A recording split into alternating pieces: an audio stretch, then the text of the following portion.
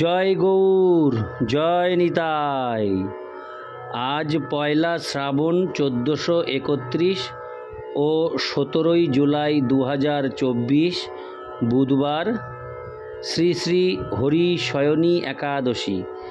এই হরিশয়নী একাদশীর দিন আমি শ্রী চৈতন্য চরিতামৃত পাঠ করছি। আজ আমি পাঠ করছি শ্রী চৈতন্য চরিতামৃতের আদিলীলা 6ষ্ঠ অধ্যায় শ্রী অদ্বৈত তত্ত্ব নিরূপণের শ্লোক 33 থেকে 41।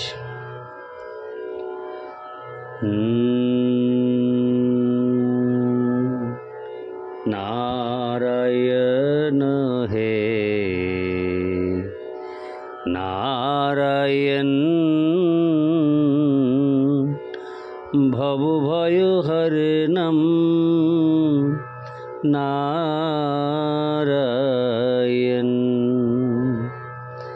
लक्ष्मीकान्तं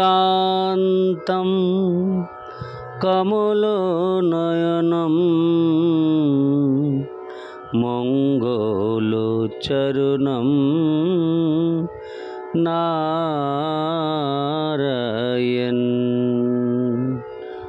শ্লোক 33। অদ্বৈত আচার্য ঈশ্বরের অংশ বর্ষ, তার তত্ত্ব নাম গুণ সকলই আশ্চর্য। শ্লোকার্থ: শ্রী অদ্বৈত আচার্য হচ্ছেন পরমেশ্বর ভগবানের মুখ্য অংশ। তার তত্ত্ব নাম ও গুণাবলী অত্যন্ত আশ্চর্যজনক। ইতি শ্লোক 33। শ্লোক 34। যাহার তুলসী জলে যাহার হুঙ্কারে, সগণ সহিতে চৈতন্যের অবতারে। শ্লোকার্থ: তিনি তুলসীপত্র ও গঙ্গাজল দিয়ে শ্রীকৃষ্ণের আরাধনা করেন এবং হুঙ্কার করে তার অবতরণের জন্য প্রার্থনা করলেন।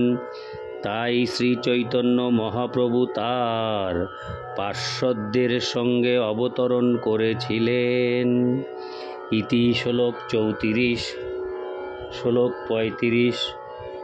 যার দ্বারা কইল প্রভু কীর্তন প্রচার, যার দ্বারা কইল প্রভু জগৎ নিস্তার। শ্লোকার্থ: তার অর্থাৎ শ্রী অদ্বৈত আচার্য দ্বারা শ্রী চৈতন্য মহাপ্রভু সংকীর্তন আন্দোলনের প্রচার করেছিলেন এবং তার দ্বারাই তিনি সমস্ত জগৎ উদ্ধার করেছিলেন। ইতি শ্লোক 35। শ্লোক 36। আচার্য গোসাঙ্গীর গুণ মহিমা পার, জীব কীট কোথায় পাইবে তার পার। শ্লোকার্থ: শ্রী অদ্বৈত আচার্যের গুণ মহিমা অন্তহীন, নগণ্য জীব কিভাবে তার পার পাবে। ইতি শ্লোক 36। শ্লোক 37। আচার্য গোসাঙ্গী চৈতন্যের মুখ্য অঙ্গ, আর এক অঙ্গ তার প্রভু নিত্যানন্দ। শ্লোকার্থ: শ্রী অদ্বৈত আচার্য প্রভু হচ্ছেন শ্রী চৈতন্য মহাপ্রভুর মুখ্য অঙ্গ, তার আর একটি অঙ্গ হচ্ছেন শ্রী নিত্যানন্দ প্রভু। ইতি শ্লোক 37। শ্লোক 38। প্রভুরূপাঙ্গ শিবাসাদি ভক্তগণ, হস্তমুখ নেত্র অঙ্গ চক্রাদ্যস্ত্র সম। শ্লোকার্থ: শিবাসাদি ভক্তবৃন্দ হচ্ছেন তার উপাঙ্গ, তারা হচ্ছেন তার হস্ত, মুখ, চোখ ও চক্র আদি অস্ত্রের মতো। ইতি শ্লোক 38। শ্লোক 39। এসব লইয়া চৈতন্য প্রভুর বিহার, এসব লইয়া করেন বাঞ্ছিত প্রচার। শ্লোকার্থ: এদের সকলকে নিয়ে শ্রী চৈতন্য মহাপ্রভু তার লীলা বিলাস করেছেন এবং এদের সকলকে নিয়ে তার বাসনা অনুসারে প্রচার করেছেন। ইতি শ্লোক 39। শ্লোক 40।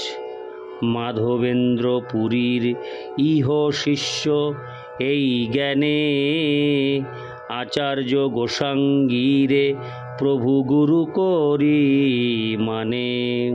শ্লোকার্থ। শ্রী অদ্বৈত আচার্য প্রভু শ্রীল মাধবেন্দ্র পুরীর শিষ্য এই মনে করে শ্রী চৈতন্য মহাপ্রভু তাকে তার গুরুর মতো মান্য করতেন। ইতি। হরে কৃষ্ণ। শ্লোকার্থ। এবার শুরু হবে তাৎপর্য। 40-এর তাৎপর্য।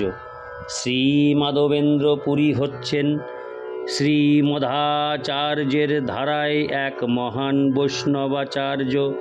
শ্রীল মাধবেন্দ্র পুরীর দুজন প্রধান শিষ্য হচ্ছেন শ্রী ঈশ্বর পুরী ও শ্রী অদ্বৈত প্রভু। এই সূত্রে গৌড়ীয় বৈষ্ণব সম্প্রদায় মধ্ব সম্প্রদায়ের সঙ্গে সম্পর্কযুক্ত।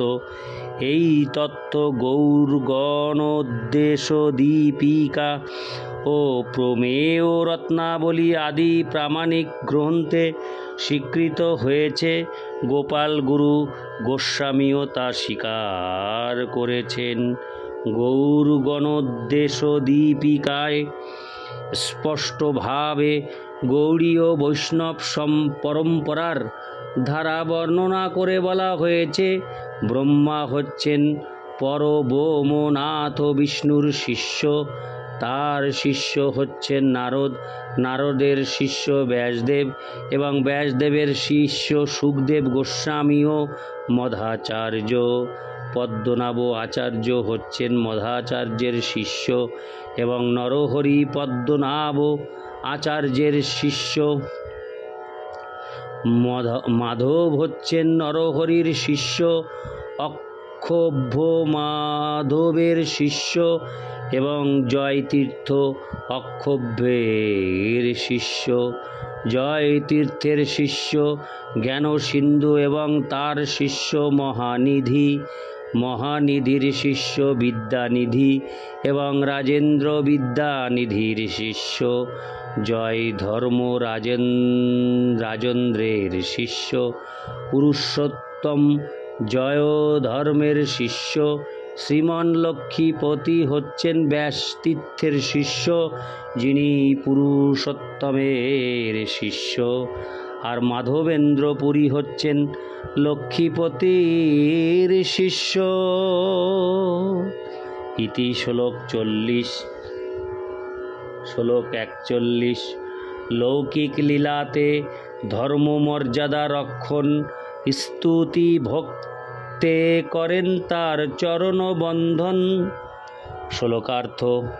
ধর্মের মর্যাদা রক্ষা করার জন্য লোকাচারে লীলা বিলাস করে শ্রী চৈতন্য মহাপ্রভু শ্রদ্ধাপূর্ণ স্তুতি ও ভক্তি সহকারে অদ্বৈত আচার্য প্রভুর চরণ বন্দনা করেছেন। ইতি। শ্লোক 41। নারায়ণ হে নারায়ণ ভবভয়হরণম নারায়ণ লক্ষ্মীকান্তম কমলনয়নম মঙ্গলচরণম নারায়ণ। জয় গৌর, জয় নিতাই।